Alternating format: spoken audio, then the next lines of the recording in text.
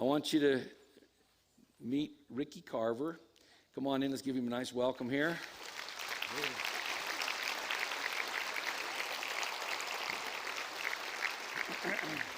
Ricky, you got a microphone on?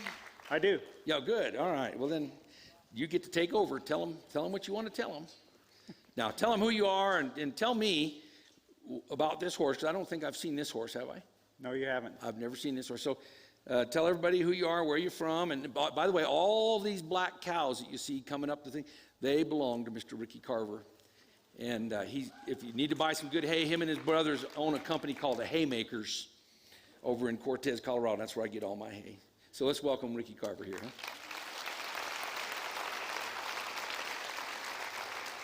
And you was listening to me out there?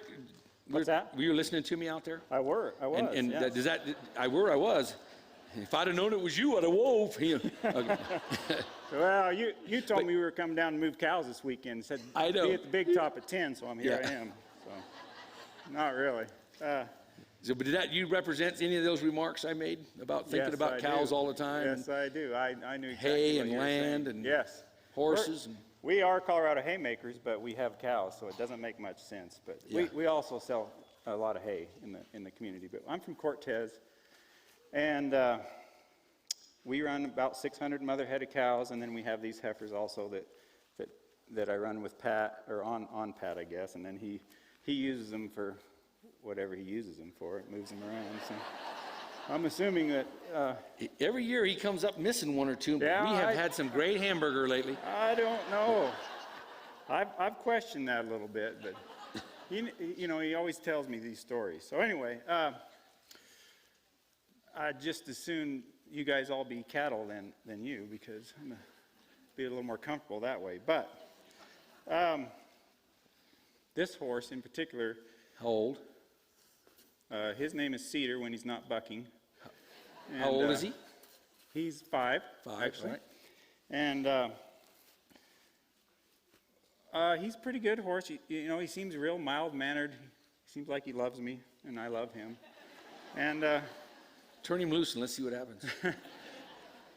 Well, the last time that he did buck me off, so to speak, we had spent all day moving cows, and I thought we were one together. And at the end of the day, there was a little bit of fence down there, and I thought, oh, I'm going to set that up. And Cedar's not quite good enough to reach over and pick up the fence without me falling off. So I fixed the fence, and I think his reins were on the ground maybe, but I wasn't paying too much attention where his reins were. And I'm sure he had all of his head, so I went to get on him and got about halfway on, and he showed me what he's made of. And time I caught hold of leather or something, I'd pulled both of my groins, and it was hurting so dang bad to stay on there, I threw myself on my head finally when I was done. So. I didn't know you had 2 groins. I thought it was a 1 groin deal, but that's all right. Hey. Well, I'll tell you, when both of them are hurt, you have more than 2. It is painful. Well, and it's painful for days.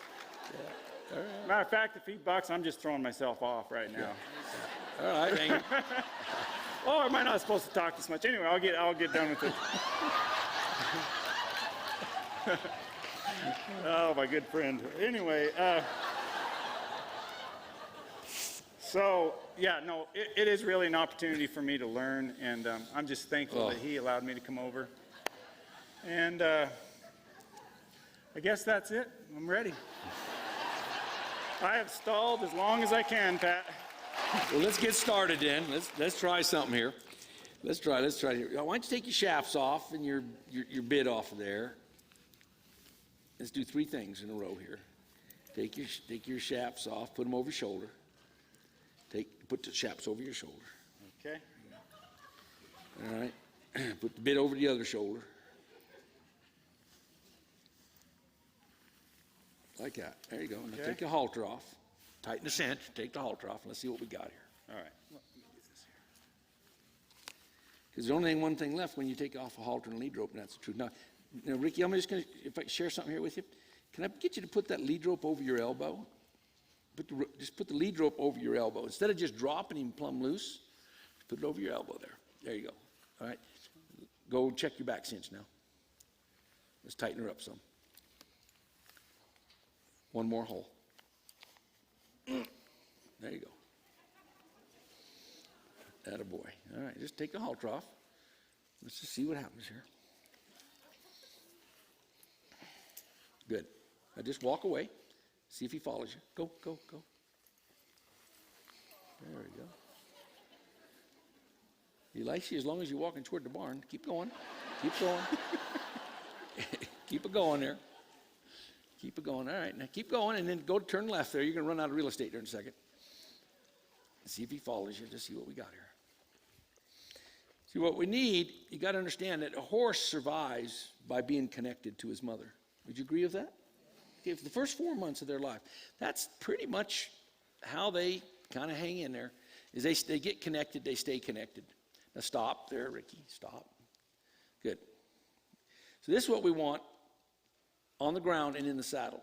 And what we want is this brain and his heart and his brain to start melting together and getting it to where everything he does, he's thinking, when it comes to pulling the plug, or if I get scared or whatever, let's just say we got a 4-month-old baby or 3-month-old baby, he's going to go, Mama, what should I do?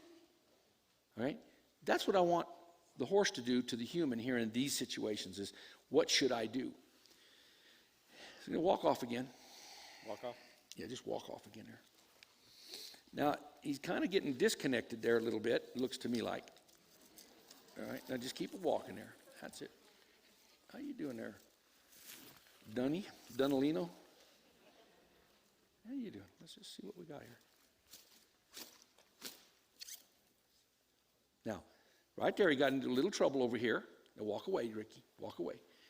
I'm going to try to make you look good even in your horse's eyes here.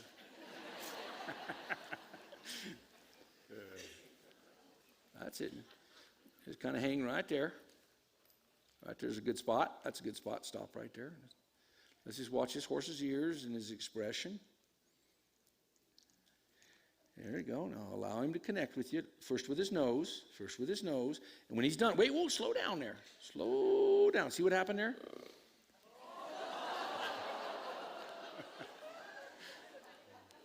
Here's this man with his handful of snakes. I told you, put it over your shoulder. So what I'd like you to do, turn and face your horse, and put a shap in each one of your hands. Now put it on your shoulder. Leave it on your shoulder. Yeah, well, that's good enough. That's good enough. Just let it go. Now let's just go like this, just a little, and see if he'll back up a step. Easy, easy, easy. A step. Come on, keep working now. Now a little more. Work at it. Stand still and see. Get him to back up. Keep working. Easy. That's enough. Now relax. Relax. Or as they say in cowboy land, unlax. Okay? That's it. They're good. There you go. Now just prick yourself up a little bit. Get a kind of a look on your face like you'd like him to get back here a little bit. Now just start easy. It wouldn't hurt to get this horse to learn how to back up a little bit here. Easy. Keep working. Keep working. Now keep working. Shake the right one a little more than the left one. The right one a little more. The left one a little more than the right one, so that his nose goes. It'd be better if his nose would go the other way. I'd like to get easy. No, don't move your feet. Get back where you were, or I'll hit you with this stick. There you go. All right. Good. That's one. Drop. Relax. There we go. So I'm going to kind of stand here and protect this side. So just start again. And let's get him one step. Watch this. Come on. Work at it. He can turn, but if his nose is straight, you see, he can back up. When his nose turned, he's in a position to turn. So we're going to try to keep him straight here. You keep work again. Soft. Soft. Slow. Okay. Slow her down there, Ricky. All right, all right. His middle name is Bobby. Get up there. Stand back where you were. All right. All right, all right. Here we go. Start slow. I gotta concentrate here. Yeah. All right. Easy. Start. That's it. Yeah. Now work at it a little bit. Come on, work at it a little bit. Work at it a little bit. Work at it a little bit. Work at it a little bit. Work at it a little bit. Work at it a little bit. Work at it a little bit. Work at it a little bit more. Little more. Little more. Little more. Little more. Little more. Little more. Little more. Little more. Little more. That's enough. Right there. See that horse when he licks his lips like that? That's how horses say Shazam. Okay. Now turn and walk away. Now, you're going to start walking backwards with your shafts. Now, start walking easy, flicking. Stop. That's perfect. Now just start flapping your wings there a little bit more, a little more. There. All right? Because if I'm looking at that bubble, that circle, you got to pretend like, we got a hula hoop. Maybe we can keep this guy knowing what I mean here. You know, pretend like you got a hula hoop around you. Okay. And he keeps sticking his nose inside your hula hoop. All right? He's popping your bubble all the time, but when whatever you did with that gait, you popped his bubble. And what I'm seeing here is I'm seeing a horse. This is kind of what I call kind of an old-time ranch horse. Kind of bred and built right to go a long ways and all day, but kind of thick-skinned. Which, you don't want some prissy hothouse flower out there up on our mountain, right? Yeah.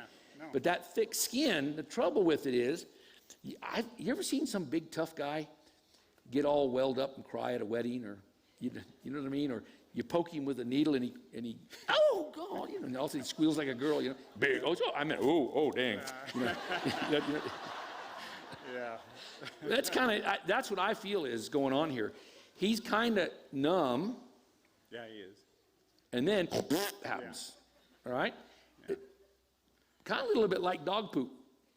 When it's fresh, you can smell it from 10 feet away, right?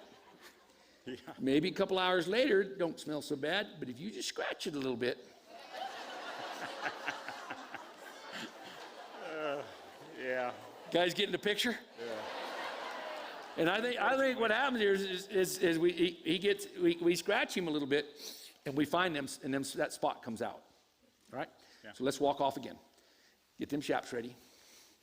And let's walk backwards. For chicken tonight, we're going to have some. No, you got to. Yeah, there you go. Okay, that's good. Whoa, he hollers. Got plenty of go in this cowboy. Just got a little more.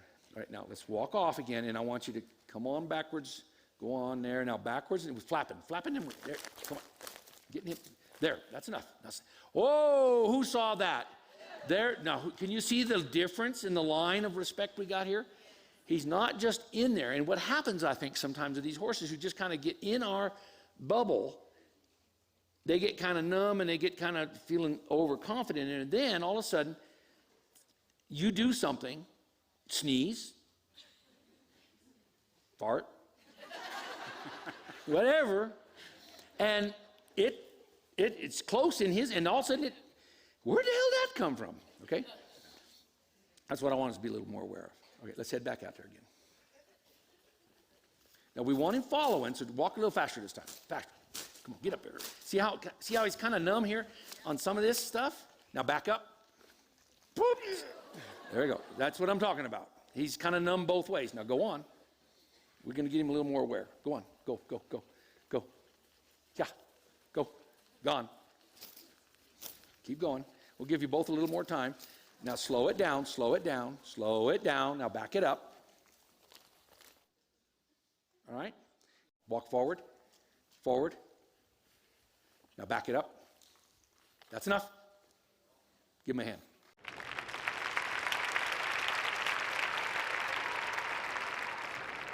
All right, Ricky, what have you learned so far?